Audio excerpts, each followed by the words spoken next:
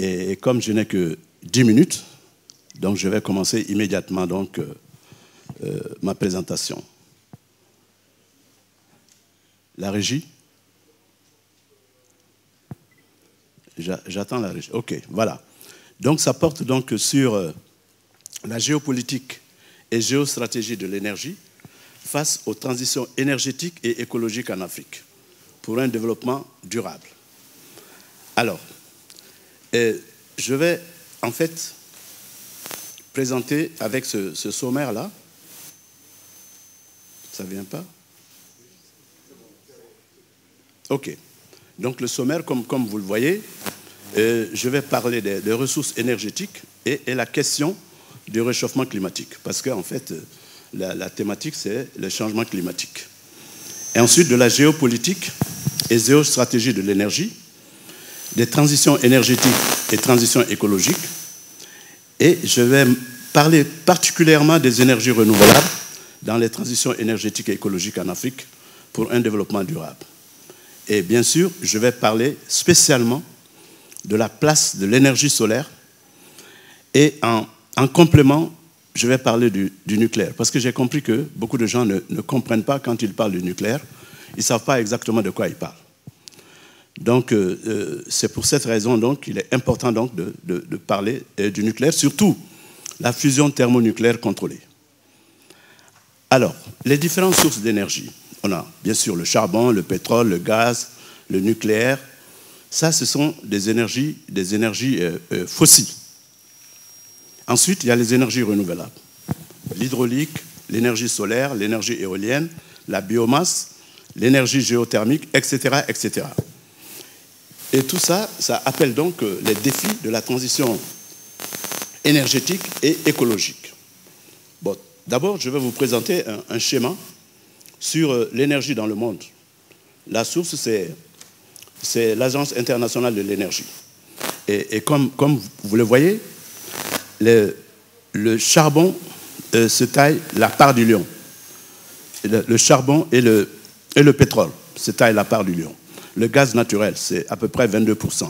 L'hydroélectrique, 2%. Les biofuels, 10%. Ensuite, je vais vous montrer un autre tableau qui montre l'électricité dans le monde. L'électricité dans le monde. Et là, comme vous le voyez, le gaz naturel, ça fait à peu près 22%. Le nucléaire, 9%. L'hydroélectricité, 15%. Le charbon, 35%. L'éolien, dans les 7,6%, le solaire 4,5%, les bioénergies 2,4%. Et dans tout ça, le problème fondamental qui nous intéresse actuellement, c'est la question de l'énergie en Afrique. Pour ça, je vais vous montrer une image de l'Afrique la nuit. Ça, c'est une image satellitaire de la NASA qui a été prise en 2016. Comme vous le voyez, l'Amérique est bien éclairée, l'Europe, l'Asie et l'Afrique est dans le noir. Il n'y a qu'une pointe au sud qui représente l'Afrique du Sud et une petite pointe au nord qui représente l'Afrique du Nord. Donc vous voyez que c'est un véritable problème. Alors, donc pour cela, donc, il faut savoir que l'Afrique a un vaste potentiel énergétique. Et nous avons les sources d'énergie renouvelables sont nombreuses. Parce que comme je l'ai dit, moi je vais parler particulièrement des énergies renouvelables. Il y a les bassins hydrauliques de Guinée, d'Afrique centrale, la faille de la Rift Valley, l'ensoleillement du continent, qui est les sources d'énergie hydraulique, géothermique et solaire uniques au monde. Et ce potentiel est très peu exploité. Bon, pour ce qui concerne notre sous-région, pour l'énergie hydroélectrique, nous avons le projet de l'OMVS. Et vous savez, ici, le Sénégal, nous avons l'électricité à partir du barrage de Manantali. Même l'autre jour, il y a 2 jours, il y a eu une coupure d'électricité, je crois que c'était avant-hier. Il disait que c'est à Gouina que ça ne marchait plus. Gouina, ça vient du Mali. Donc on reçoit l'énergie du Mali et du barrage de Manantali. Mais comme d'habitude, dans tous ces projets africains, souvent il y a des paradoxes. Parce que vous savez, les gens de Manantali, qui habitent à côté, ils n'ont pas d'électricité. Donc on les saute, on l'amène en Mauritanie, au Sénégal et partout, et eux-mêmes, ils n'ont pas d'électricité. Bon, ben ça c'est bon. Les choses sont ainsi, mais il faut les changer. Là, avant de... Attendez. Je voulais d'abord montrer ça. Ça ne vient pas là. Ou bien, si, ça est là. Ça, c'est le barrage, le grand barrage de la Renaissance. Ça, c'est en Éthiopie. Ça fait 6 mégawatts. Non, 6 000 mégawatts. Donc 6 gigawatts, équivalent de 6 centrales nucléaires. Et vous savez comment ça a été construit? Sur fonds propres. Ils n'ont demandé l'argent à personne. Les Éthiopiens, chacun a cotisé. Et ils ont construit leur barrage. Donc c'est pour vous dire qu'il y a beaucoup de possibilités au niveau de l'Afrique pour aller très loin. Donc ça, c'est les barrages d'Inga. Ça peut donner de l'énergie à toute l'Afrique, à partir des chutes. Et ça fait à peu près l'équivalent de 39 gigawatts, c'est-à-dire l'équivalent de 39 centrales nucléaires. Parce qu'une centrale nucléaire, en moyenne, c'est 1000 mégawatts, c'est-à-dire 1 gigawatt. Alors, donc quand on voit tout ça, le solaire, le rayonnement solaire moyen en Afrique, c'est de 5 à 7 kWh par mètre carré, à égalité avec l'Arabie, l'Australie et le nord du Chili. Mais l'Afrique n'a que 1,3% des capacités de production photovoltaïque mondiale. Donc le potentiel est immense sur le plan géostratégique pour apporter l'énergie aux populations des villes et des campagnes et peser sur la géopolitique mondiale. C'est pour ça que je parle de géostratégie et géopolitique et géostratégie de l'énergie. L'Afrique a un atout formidable. On peut peser sur la politique mondiale de l'énergie, sur la question de la souveraineté énergétique. Alors, maintenant, les différents aspects, bien sûr, il y a les aspects scientifiques, les sources, j'ai parlé des sources tout de suite, la conversion, le stockage, la politique, géopolitique, géostratégie, l'indépendance, souveraineté énergétique, ça, j'insiste sur ça, environnement et développement durable, pollution locale, pollution globale, et gestion des déchets, réchauffement climatique, etc. Et projection dans le futur. Mais dans le futur, il y a la gestion globale des systèmes énergétiques, la prospective et la perspective des énergies du futur dont je vais parler, si on me laisse le temps. Alors, le réchauffement climatique, je ne vais pas trop insister là-dessus, parce que... Non, ce que j'ai dit là, je pense que c'est assez important. En 10 minutes, ça va être très difficile. Mais bon, dans tous les cas, je vais sauter beaucoup de slides. Tout de suite, sur l'histoire du GIEC, je ne vais pas insister. M. Yuba Sokona, qui est vice-président du GIEC, a parlé de 1,5%. Hein? Avant, on disait que ça va être 1,5% d'ici 2040. Mais maintenant, le dernier rapport du GIEC dit qu'en 2030, on va déjà atteindre les 1,5%.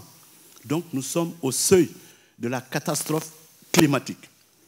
Donc, il faut faire extrêmement attention. Alors, et bien sûr, la hausse des températures, si on veut limiter la hausse des températures, toujours d'après le GIEC, il faut réduire les émissions de gaz à effet de serre, c'est-à-dire les émissions surtout de CO2 de 45% d'ici 2030. Est-ce qu'on peut le faire? Il y a eu les COP 21, jusqu'à COP 27, il y aura COP 28 à Dubaï, mais COP 21 de Paris, on avait dit qu'il faut que les gens réduisent, mais personne n'a rien fait. Ensuite, on a COP 27, c'est la même chose. On devait faire des financements pour l'atténuation, l'adaptation, ça n'a pas été fait. Alors, donc, les problèmes sont là. Et ce qui fait que la lutte pour le changement climatique est étroitement liée aux transitions énergétiques et écologiques et aussi à la souveraineté énergétique. Alors, pour ça, donc, je vais parler rapidement de la géopolitique de l'énergie. La géopolitique, ça traite la manière dont les États, les organisations internationales et les entreprises interagissent pour accueillir, produire, transporter et distribuer des ressources énergétiques telles que le pétrole, le gaz naturel, le charbon. Alors, comme vous le voyez tout de suite, la géopolitique est influencée par la politique mondiale. La guerre en Ukraine, ça c'est une illustration parfaite des questions de géopolitique de l'énergie. Bon, je passe à la question donc parce qu'il faut aller vite, de la géostratégie de l'énergie. La géostratégie, Ça, c'est étroitement lié à la géopolitique de l'énergie. C'est une politique de management des ressources énergétiques qui comporte plusieurs faits. Un plan de développement de la sécurité et de la souveraineté énergétique.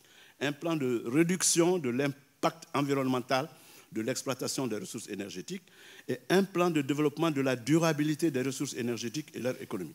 Pour le cas africain, ben, on ne voit plus là. Pour le cas africain, c'est un problème. Au Sénégal, actuellement, on dit qu'on a du gaz et du pétrole. Mais si on prend l'exemple des pays gaziers et pétroliers de l'Afrique, mais c'est la catastrophe. Hein, au Nigeria, dans le delta du Niger, si tu manges du poisson, c'est comme si tu bois du pétrole. Donc ça pose énormément les questions d'environnement, les questions de géostratégie. Nigeria, ils n'ont pas d'essence. Est-ce que nous, on va avoir du pétrole et ne pas avoir de l'essence au Sénégal? Donc il faut penser à toutes ces questions et à ne pas brader nos ressources, à ne pas les importer comme ça, là, à l'état brut, sans aucune valeur ajoutée. Bon, alors, toujours, j'ai beaucoup de choses à dire, mais je préfère ne pas trop insister, parce que, par contre, il faut que ça soit important de comprendre que la transition énergétique et le passage progressif des énergies carbonées, polluantes ou à risque, exigent justement certains enjeux et des défis qui sont extrêmement importants. C'est la réduction des gaz. 2 minutes uniquement. Bon, voilà, c'est... Bon, donc je serai obligé de sauter ce slide aussi. Bon, je vais quand même parler de la transition écologique. Parce que la transition écologique, ça, c'est un concept qui vise à mettre en place un nouveau modèle économique et social de manière à répondre aux enjeux écologiques de notre siècle. Bon, tout ça, je vais sauter beaucoup de choses. Moi, je pense que dans des trucs comme ça, il faut laisser les gens parler, normalement, franchement, parce que je suis en train d'escamoter tout ce que je devais dire. Bon, alors, maintenant, je vais solaire, parce que ça quand même, c'est important. C'est-à-dire la place de l'énergie solaire pour la souveraineté énergétique en Afrique. L'énergie solaire a un rôle important à jouer dans la transition énergétique et écologique pour assurer la souveraineté énergétique de l'Afrique qui relève d'une géopolitique et d'une géostratégie appropriée de l'énergie. Le continent, comme je l'ai dit, il y a d'énormes richesses solaires pour le continent. Et leur exploitation peut contribuer à relever les défis de l'accès à l'énergie, du coût élevé de l'énergie et de la dépendance excessive à l'égard des combustibles solaires. Je prends le cas de l'Allemagne. En Allemagne, il n'y a pas assez de soleil. Mais ils produisent 28 gigawatts d'énergie solaire. Donc si au Sénégal, on s'y met, on va produire plus de 100 gigawatts d'énergie solaire. Actuellement, on produit dans les 150 gigawatts.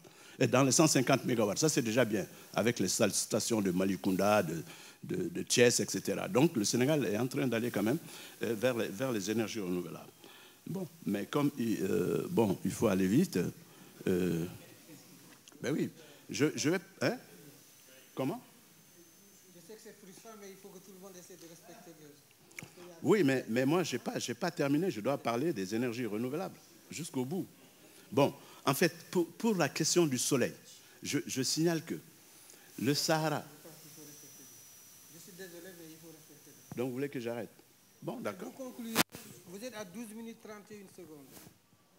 Bon, je pense. Si une personne qui intervient, ça passe, mais quand il y a 6, 7, 8, on est obligé de respecter. Je suis vraiment désolé, je sais que c'est frustrant. Il faut conclure, voilà. Bon, pour conclure, donc j'ai parlé du solaire.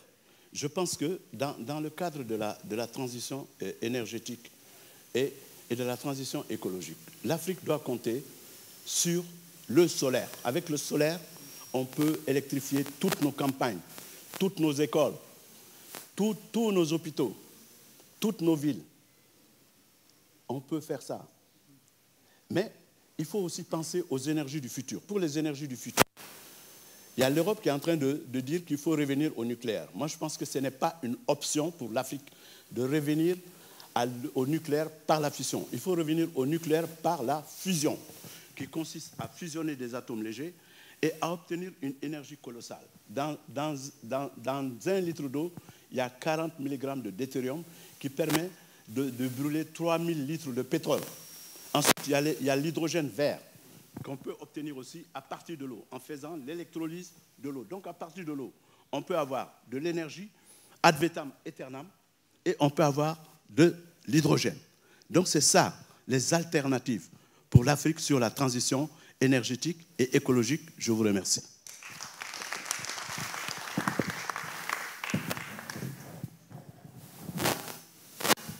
Merci beaucoup, chers collègues. Merci pour votre compréhension. Nous passons à la présentation suivante.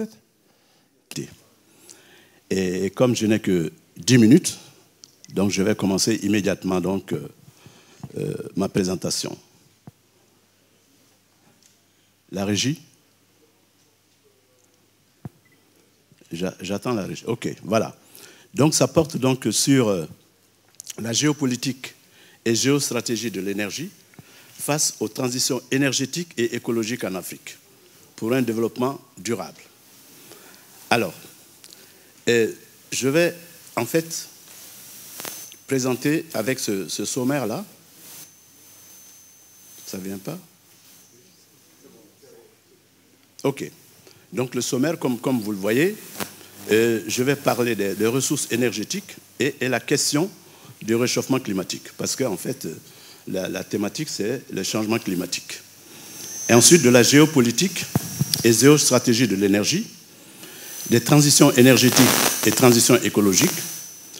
Et je vais parler particulièrement des énergies renouvelables dans les transitions énergétiques et écologiques en Afrique pour un développement durable. Et bien sûr, je vais parler spécialement de la place de l'énergie solaire et en complément, je vais parler du nucléaire. Parce que j'ai compris que beaucoup de gens ne comprennent pas quand ils parlent du nucléaire. Ils ne savent pas exactement de quoi ils parlent. Donc, c'est pour cette raison qu'il est important donc, de parler du nucléaire, surtout la fusion thermonucléaire contrôlée. Alors, les différentes sources d'énergie. On a bien sûr le charbon, le pétrole, le gaz, le nucléaire. Ça, ce sont des énergies fossiles. Ensuite, il y a les énergies renouvelables. L'hydraulique, l'énergie solaire, l'énergie éolienne, la biomasse, l'énergie géothermique, etc., etc. Et tout ça, ça appelle donc les défis de la transition énergétique et écologique. Bon, d'abord, je vais vous présenter un schéma sur l'énergie dans le monde. La source, c'est l'Agence internationale de l'énergie. Et comme vous le voyez, le charbon se taille la part du lion. Le charbon et le pétrole se taillent la part du lion. Le gaz naturel, c'est à peu près 22%. L'hydroélectrique, 2%. Les biofuels, 10%. Ensuite, je vais vous montrer un autre tableau qui montre l'électricité dans le monde. L'électricité dans le monde. Et là, comme vous le voyez, le gaz naturel, ça fait à peu près 22%. Le nucléaire, 9%. L'hydroélectricité, 15%. Le charbon, 35%. L'éolien, dans les 7,6%. Le solaire, 4,5%. Les bioénergies, 2,4%. Et dans tout ça, le problème fondamental qui nous intéresse actuellement, c'est la question de l'énergie en Afrique. Pour ça, je vais vous montrer une image de l'Afrique la nuit. Ça, c'est une image satellitaire de la NASA qui a été prise en 2016. Comme vous le voyez, l'Amérique est bien éclairée, l'Europe, l'Asie et l'Afrique est dans le noir. Il n'y a qu'une pointe au sud qui représente l'Afrique du Sud et une petite pointe au nord qui représente l'Afrique du Nord. Donc vous voyez que c'est un véritable problème. Alors, donc pour cela, donc, il faut savoir que l'Afrique a un vaste potentiel énergétique. Et nous avons les sources d'énergie renouvelables sont nombreuses. Parce que comme je l'ai dit, moi je vais parler particulièrement des énergies renouvelables. Il y a les bassins hydrauliques de Guinée, d'Afrique centrale, la faille de la Rift Valley, l'ensoleillement du continent, qui est les sources d'énergie hydraulique, géothermique et solaire uniques au monde. Et ce potentiel est très peu exploité. Bon, pour ce qui concerne notre sous-région, pour l'énergie hydroélectrique, nous avons le projet de l'OMVS. Et vous savez, ici, le Sénégal, nous avons l'électricité à partir du barrage de Manantali. Même l'autre jour, il y a 2 jours, il y a eu une coupure d'électricité, je crois que c'était avant-hier. Il disait que c'est à Gouina que ça ne marchait plus. Gouina, ça vient du Mali. Donc on reçoit l'énergie du Mali et du barrage de Manantali. Mais comme d'habitude, dans tous ces projets africains, souvent il y a des paradoxes. Parce que vous savez, les gens de Manantali, qui habitent à côté, ils n'ont pas d'électricité. Donc on les saute, on amène en Mauritanie, au Sénégal et partout, et eux-mêmes, ils n'ont pas d'électricité. Bon, ben ça c'est bon. Les choses sont ainsi, mais il faut les changer. Là, avant de... Attendez. Je voulais d'abord montrer ça. Ça ne vient pas là. Ou bien, ah si, ça est là. Ça, c'est le barrage, le grand barrage de la Renaissance. Ça, c'est en Éthiopie. Ça fait 6 mégawatts. Non, 6000 mégawatts. Donc 6 gigawatts, équivalent de 6 centrales nucléaires. Et vous savez comment ça a été construit? Sur fonds propres. Ils n'ont demandé l'argent à personne. Les Éthiopiens, chacun a cotisé. Et ils ont construit leur barrage. Donc c'est pour vous dire qu'il y a beaucoup de possibilités au niveau de l'Afrique pour aller très loin. Donc ça, c'est les barrages d'Inga. Ça peut donner de l'énergie à toute l'Afrique, à partir des chutes. Et ça fait à peu près l'équivalent de 39 gigawatts, c'est-à-dire l'équivalent de 39 centrales nucléaires. Parce qu'une centrale nucléaire, en moyenne, c'est 1000 mégawatts, c'est-à-dire 1 gigawatt. Alors, donc quand on voit tout ça, le solaire, le rayonnement solaire moyen en Afrique, c'est de 5 à 7 kWh par mètre carré, à égalité avec l'Arabie, l'Australie et le nord du Chili. Mais l'Afrique n'a que 1,3% des capacités de production photovoltaïque mondiale. Donc le potentiel est immense sur le plan géostratégique pour apporter l'énergie aux populations des villes et des campagnes et peser sur la géopolitique mondiale. C'est pour ça que je parle de géostratégie et géopolitique et géostratégie de l'énergie. L'Afrique a un atout formidable. On peut peser sur la politique mondiale de l'énergie, sur la question de la souveraineté énergétique.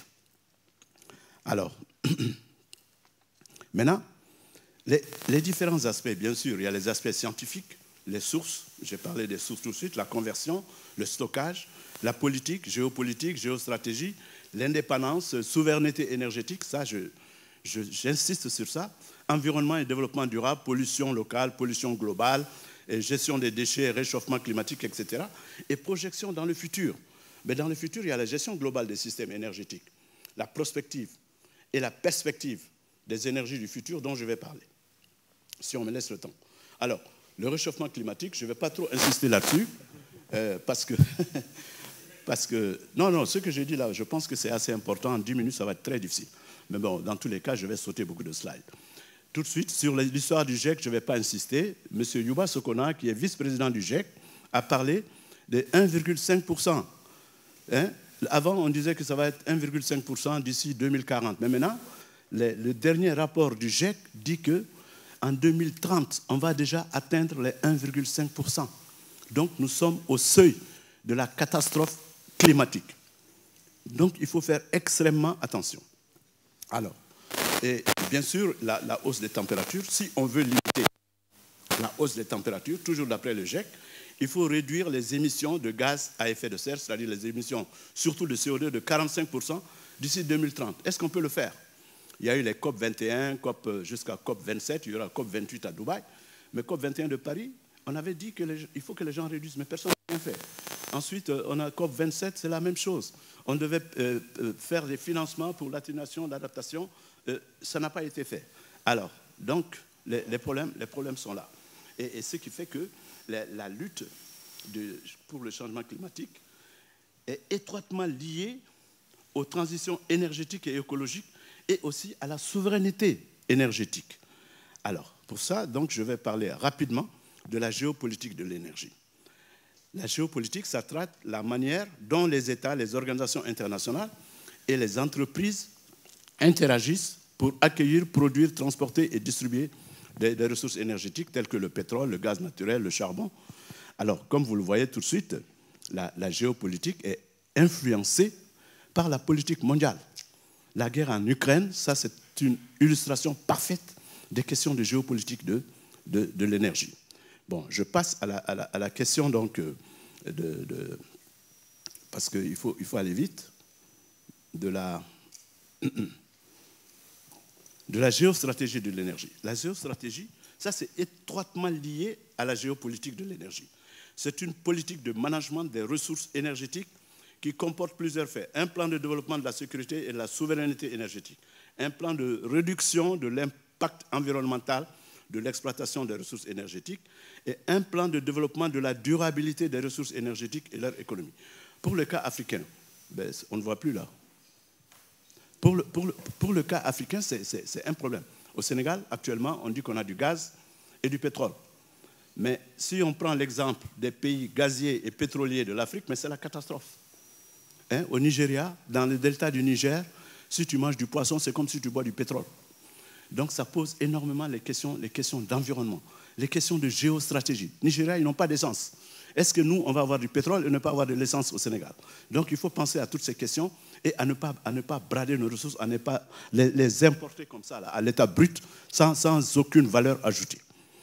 Bon, alors, toujours, j'ai beaucoup de choses à dire, mais je préfère ne pas trop insister, parce que, par contre, il faut que ça soit important de comprendre que la transition énergétique et le passage progressif des énergies carbonées, polluantes ou à risque, exigent justement certains enjeux et des défis qui sont extrêmement importants. C'est la réduction des gaz. 2 minutes uniquement. Bon, voilà, c'est... Bon, donc je serai obligé de sauter ce slide aussi. Bon, je vais quand même parler de la transition écologique. Parce que la transition écologique, ça, c'est un concept qui vise à mettre en place un nouveau modèle économique et social de manière à répondre aux enjeux écologiques de notre siècle.